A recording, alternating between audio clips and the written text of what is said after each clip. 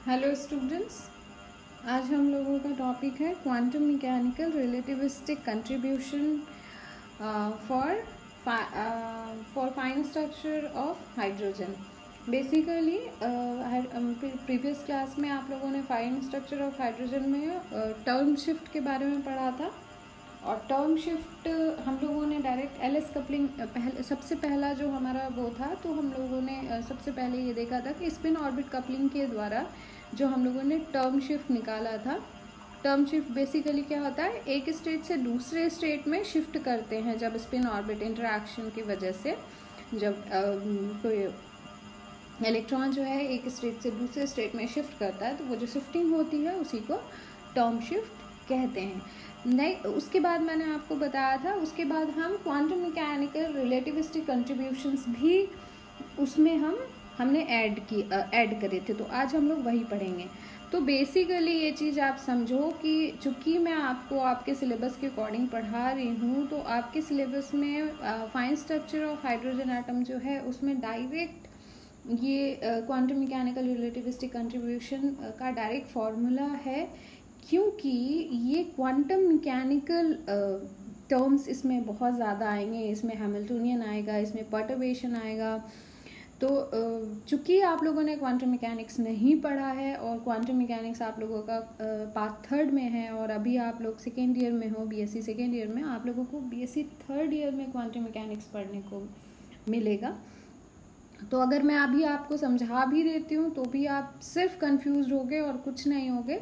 इसीलिए बस आप ये फॉर्मूला याद रखो। और बेसिकली रिलेटिविस्टिक टर्म क्यों हमने यूज़ किया, क्योंकि ये ज़रूरी है फाइन स्ट्रक्चर, हाइड्रोजन एटम का फाइन स्ट्रक्चर को एक्सप्लेन करने के लिए क्वांटम मैकेनिकल रिलेटिविस्टिक कंट्रीब्यूशन जो है ज़रूरी है। इसीलिए मैं इस पोर्शन को सिर्फ आपको एक छोटी सी चीज़ें, मतलब बस एक सिंपली मैं आपको जितना समझा सकती हूँ मैं उतना ही समझाऊंगी। और आप भी कोशिश करना कि इन चीज़ों से बचो, बिकॉज आपने अभी तक क्वांटम मैकेनिक्स के बारे में कुछ भी नहीं पढ़ा। तो इस चीज़ का ध्यान रखना और इसमें ज़्यादा घुसने की ज़रूरत नहीं है, आपको बस पता होना चाहिए कि इसमें कॉन्सेप्ट क्या है। तो basically quantum mechanical relativity corrections जो उन्होंने किया था वो क्यों किया था, क्योंकि energy shift spin orbit interaction के कारण तो हो रहा है, टर्म शिफ्ट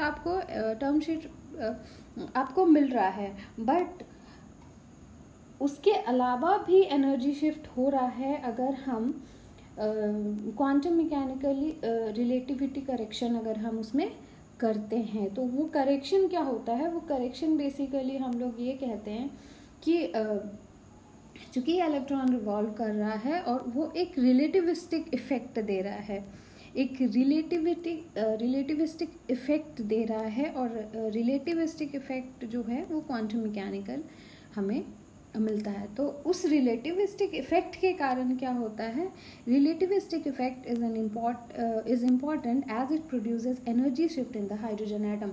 एक एनर्जी शिफ्ट, मतलब हमें energy shift spin orbit coupling की वजह से तो मिल ही रहा था, बट रिलेटिविस्टिक इफेक्ट के कारण भी हमें एनर्जी शिफ्ट हाइड्रोजन एटम में मिलता है। तो यहाँ पे ना जो क्वांटम मैकेनिकल रिलेटिविस्टिक कंट्रीब्यूशंस जो है उसमें ये माना गया था कि ये पर्टर्बेशन क्रिएट करता है हमारे सिस्टम में।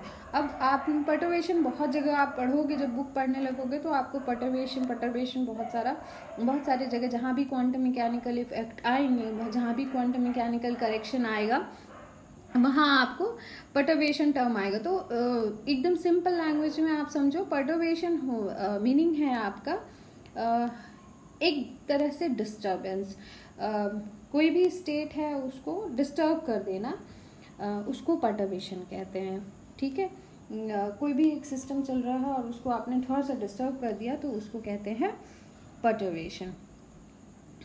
ठीक, तो जब रिलेटिविस्टिक टर्म शिफ्ट निकाला गया, इसका पूरा कैलकुलेशन है, बट वो कैलकुलेशन हैमिल्टोनियन और पर्टर्बेशन और फर्स्ट एनर्जी शिफ्ट और ये सब करके है, वो आपको भी नहीं समझ में आएगा, मैं फिर से बता रही हूँ।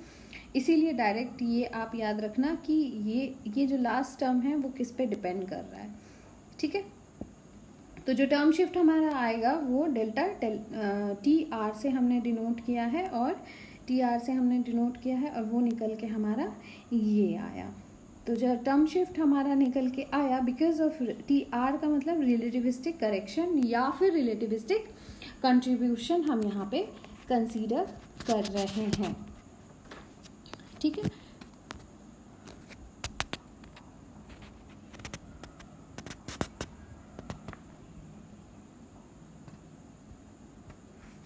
ना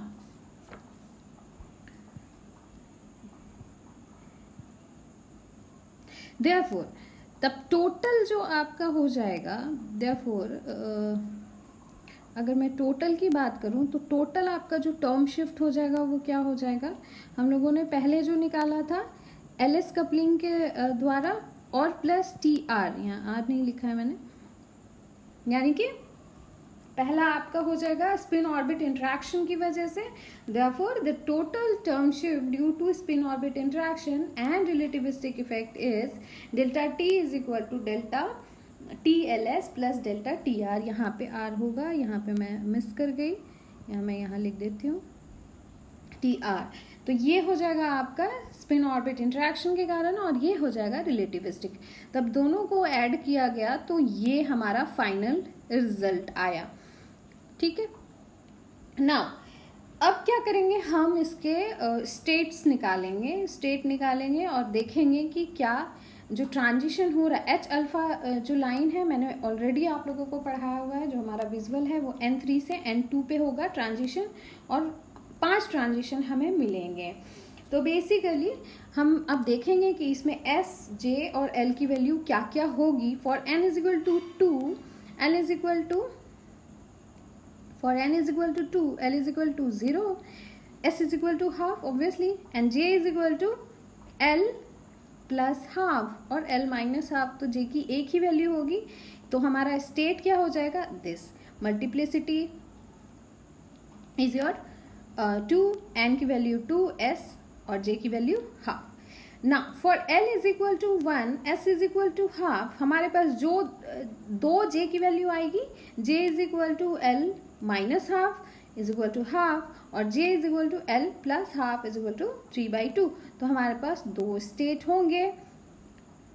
क्लियर ना, for n is equal to 3, L is equal to 0, L is equal to 1, S is equal to 2, S is equal to half के लिए फिर अलग अलग J की वैल्यू आएगी और अलग अलग हमारे स्टेट्स निकल के आएंगे। ये मैंने आप लोगों को होमवर्क दिया था, ये आप लोगों ने बहुत अच्छे से किया है, तो मुझे पता है ये चीज़ आपको समझने में प्रॉब्लम नहीं होगी। अब क्या है, अब हमारा सिलेक्शन रूल है। तो बाय डिराक थ्योरी, एक बार इसको ज़रूर पहले एक बार पढ़ लेना, अगर नहीं समझ में आएगा तो मैं डिराक थ्योरी एक बार आपको एक्सप्लेन करूँगी। तो बेसिकली फिर क्या किया इन्होंने, हाइड्रोजन स्पेक्ट्रा को एक्सप्लेन करने के लिए इन्होंने डिराक थ्योरी की मदद से सिलेक्शन रूल जो ट्रांजिशन होगा, जो डाइपोल ट्रांजिशन होगा state n is equal to 3 से n इज इक्वल टू 2 पे, उसका सिलेक्शन रूल इन्होंने बनाया डिराक थ्योरी को फॉलो करते हुए। तो सिलेक्शन रूल क्या था, delta S is equal to 0। Selection rule आपका क्या था, delta S is equal to 0, यानी कि ट्रांजिशन जिस भी स्टेट में होगा उसमें डेल्टा S हमेशा 0 होगा, तभी ट्रांजिशन होगा। Plus delta L is equal two plus minus 1, यानी कि L की जो वैल्यू है वो या तो +1 होना चाहिए या -1 होगा, तभी ट्रांजिशन पॉसिबल है, वरना ट्रांजिशन पॉसिबल नहीं है।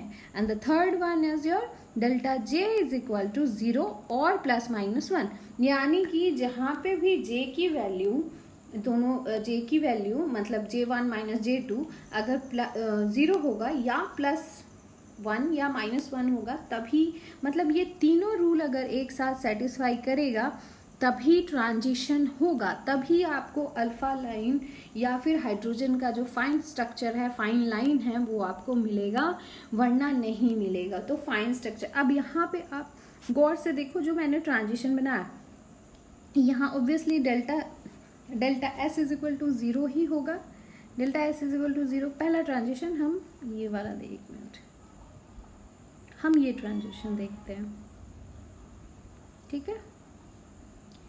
तो ये ट्रांजिशन में हम देखते हैं जे की वैल्यू क्या है, delta J is equal to हो जाएगा 5/2 माइनस 3/2, तो ये क्या हो जाएगा 1।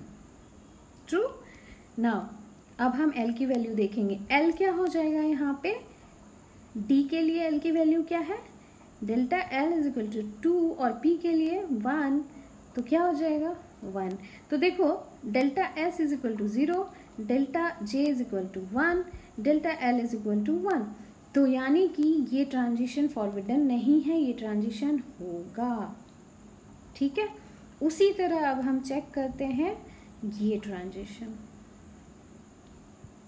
तो इस ट्रांजिशन को चेक करते हैं।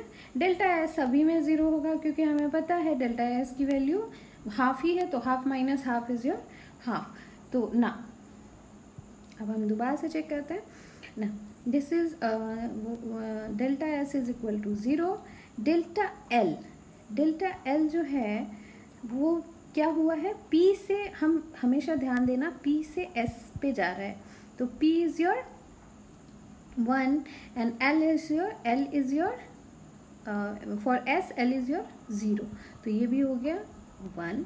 नाउ डेल्टा J, तो डेल्टा J क्या है, half minus half is equal to 0, फिर से कंडीशन सेटिस्फाई कर रहा है दोनों, delta S is equal to 0, delta L is equal to 1 and delta J is equal to 0, यानी कि ये ट्रांजिशन भी पॉसिबल है। उसी तरह से हम एक और ट्रांजिशन ट्राई करते हैं, ये ट्रांजिशन अब देखते हैं। अब ये ट्रांजिशन देखते हैं, इसमें भी हमारा क्या हो जाएगा, इसमें भी हमारा डेल्टा एस, इसमें भी हमारा delta S is equal to 0 ना, डेल्टा एल क्या है, S से P में ट्रांजिशन हो रहा है, S से P में ट्रांजिशन हो रहा है, यानी कि 0 minus 1 is equal to -1 and delta J half minus 3/2 is equal to -1। Again your selection rule is satisfied, तो यहाँ पे क्या हो गया, सिलेक्शन रूल यहाँ सेटिस्फाई हो रहा है, satisfy, delta S is equal to 0, delta L is equal to -1, delta J is equal to -1, delta S is equal to 0, delta L is equal to -1, delta J is equal to -1। तो आपने तीनों देख लिया, तीनों ही condition, plus J is equal to 0 पे भी transition हुआ, जे इज इक्वल टू +1 पे भी, जे इज इक्वल टू -1 पे भी। तो बेसिकली यहाँ हमारे पास कितने ट्रांजिशंस हैं, 3, नंबर 4 एंड नंबर 5, यानी हमारे पास, तो हमारे पास 1 2 3 4 5 ट्रांजिशन है, ये रहा 1 2 3 4 5 लाइन्स आर ऑब्जर्व, और यही आपका एक्सपेरिमेंटल वैल्यू है, यही एक्सपेरिमेंट, हमारा बोर्ड सोमरफेल्ड थ्योरी जो था वो क्यों फेल हुआ, बिकॉज हम वहाँ पे सिर्फ 3 लाइन ही ऑब्जर्व कर पा रहे थे थियोरेटिकल, हम सिलेक्शन रूल लगा रहे थे बट स्टिल हमारे पास सिर्फ 3 ही लाइन ऑब्जर्व कर पा रहे थे, पर एक्सपेरिमेंटली हमें कितना लाइन चाहिए था, 5 लाइन्स, एक्सपेरिमेंटली हम देख पा रहे थे कि हमें 5 लाइन चाहिए। नाउ जब हमने स्पिन ऑर्बिट इंटरेक्शन करा, वेक्टर एटम मॉडल लिया और उसके बाद डिराक थ्योरी से हमने सिलेक्शन रूल को फॉलो किया, और हाँ J is equal to J और J is equal to J is not possible, इन दोनों के बीच ये फॉरबिडन होगा, ये बताना भूल गई थी मैं, ये J इज इक्वल टू जहाँ पे 0 होगा वैल्यू वो फॉरबिडन होगा, मतलब J इज इक्वल टू 0 से J is equal to 0 forbidden होगा। ठीक है, तो यहाँ पे आपको 5 लाइन मिल गया, 1 2 3 4 5, तो ये 5 लाइन मिला, इसी को हम fine structure of hydrogen atom कहते हैं, यानी कि ये एक्सपेरिमेंटली प्रूफ हो गया। किसकी क्या क्या हमने कंसीडर किया, हमने परटर्बेशन कंसीडर किया, बेसिकली हमने क्या किया, रिलेटिविस्टिक करेक्शन कंसीडर किया, और स्पिन ऑर्बिट इंटरेक्शन के कारण एनर्जी शिफ्ट, और क्वांटम मैकेनिकल रिलेटिविस्टिक करेक्शन के कारण एनर्जी शिफ्ट। तो 2 एनर्जी शिफ्ट के कारण जो फाइनल हमारा टर्म शिफ्ट निकल के आया, उसकी वजह से हमने ये देखा कि जो हमारा एनर्जी लेवल है वो भी ठीक है, और जो हमारा ट्रांजिशन है, जो जितने ट्रांजिशन हमें मिलने चाहिए थे उतने ट्रांजिशन हमें मिल रहे हैं। Now last is your intensity selection rule. याद है बोर-सोमरफेल्ड थ्योरी में एक जो सबसे वो था, एक तो ये था कि जो ऑब्जर्व वैल्यू है उससे मिल नहीं रहा है, और दूसरा उसकी इंटेंसिटी, जो इंटेंसिटी सिलेक्शन रूल था वो कहीं ना कहीं डिफाइन नहीं हो पा रहा था, वो कहीं ना कहीं हमें नहीं पता चल रहा था कि लाइंस की जो इंटेंसिटी है वो कैसे वेरी कर रही थी। तो बेसिकली इंटेंसिटी कैसे चेंज कर रहा है उसके लिए भी सिलेक्शन रूल्स बनाए गए थे। तो उसका सिलेक्शन रूल क्या था? उसका ये था कि अगर एल और जे की वैल्यू जो है वो सेम तरीके से चेंज होगा, ठीक है, तो वो क्या होगा, वो लाइन की इंटेंसिटी बहुत ही स्ट्रांग होगी, ठीक है। That is, the transition having delta J is equal to delta A are more stronger than delta J is not equal to delta A. If L and J change in same way, the line will be stronger or strong. ठीक है? Transition for which change in L and J are opposite are forbidden. मतलब L और J जो अलग अलग होगा वो forbidden होगा, यानी कि वो ट्रांजिशन पॉसिबल नहीं है। आपने देखा होगा पहले जो मैंने आपको यहाँ बताया था इस लाइन में, जहाँ पे -j आया था और -l आया है, ये देखिए आप, -l और j भी -1, मतलब L इज -1 और J भी -1। अगर ये +L आ जाता तो ये हमारा फॉरबिडन होता और फिर हमारा ये थ्योरी जो था वो फेल हो जाता। इसी वजह से ये लिखा गया है, यानी कि वो फॉरबिडन है, वहाँ कोई इंटेंसिटी नहीं मिलेगी, यानी कि वो हो ही नहीं सकता transition. Okay, then this is your selection rule, intensity selection rule.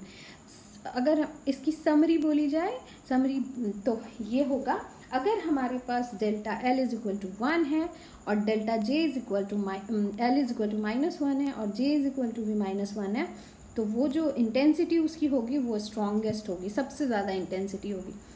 अगर ये अलग अलग है तो लेस, अगर ये सेम है तो फिर से स्ट्रॉन्गर, फिर ये अलग अलग है तो फिर लेस इंटेंस, मतलब वेरी वीक और वेरी इंटेंस बोलते हैं स्ट्रॉन्गर को, और वेरी लेस मतलब लेस इंटेंस बोलेंगे जो वीक होगा, और ये दोनों तो फॉरबिडन होगा, ठीक है। तो these are the selection rule, intensity as well as your transition rule.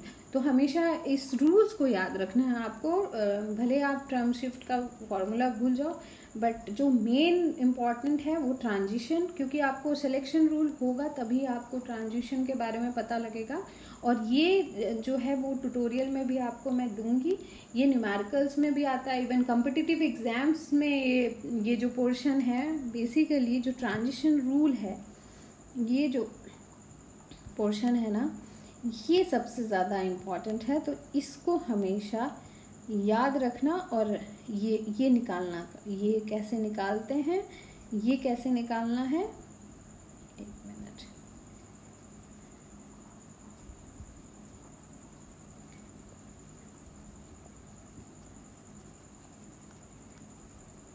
Basically आपको जो सीखने की ज़रूरत है वो ये वाला पोर्शन सीखने की ज़रूरत है। ये यहाँ से लेके ना पूरा जो आपको क्या करेंगे, आपको सिर्फ n is equal to 5 to 4 transition बता देंगे, और उसके बाद ये सारा कैलकुलेशन एंड ऑल आपको खुद ही करना है, और आप कर लोगे, बहुत ही आसान है, एकदम कोई प्रॉब्लम नहीं होने वाली है। तो अगर कोई डाउट हो तो कमेंट में पूछ लो या फिर व्हाट्सएप करो मेरे को। अब नेक्स्ट जो होगा, नेक्स्ट क्लास आपके नेक्स्ट वीडियो जल्दी सेंड कर दूंगी, एक्चुअली तबीयत थोड़ी सी ख़राब थी।